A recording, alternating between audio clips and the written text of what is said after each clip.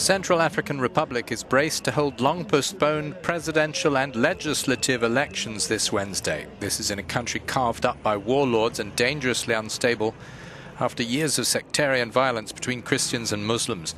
Campaigning ended on Monday. There are dozens of presidential candidates, but only a few of them stand out. Bangui University law professor Richard Ouanga considers the prospects. He says, "I'm convinced that the Central Africans will live together as they did in the past. Only a few of them are causing disorder. The proof is that last week Muslims marched in protest against Muslim troublemakers in PK5. Les musulmans ont marché contre les autres pour dénoncer ceux qui sont les fauteurs de troubles au kilomètre 5. Kilomètre 5, the troubled PK5 neighborhood on the northern outskirts of Bangui, is Muslim populated.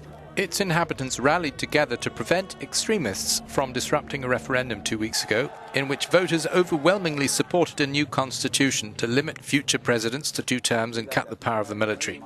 Conflict has forced nearly 1/5 of the country's 5 million people to flee their homes in the majority Christian nation. When mainly Muslim rebels overthrew longtime Christian leader François Bozizé and seized power in early 2013, Christian militias responded. This triggered a cycle of religious killings, and France eventually intervened with troops.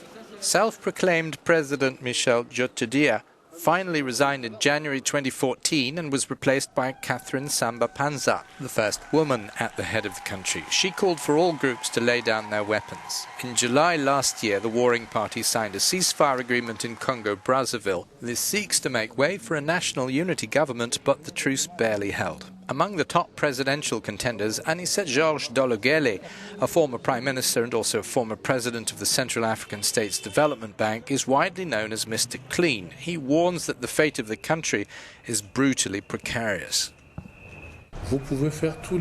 You can make all the reconciliation speeches you like and sign papers, but for as long as the people are not provided enough to eat, the conditions for crisis are still there.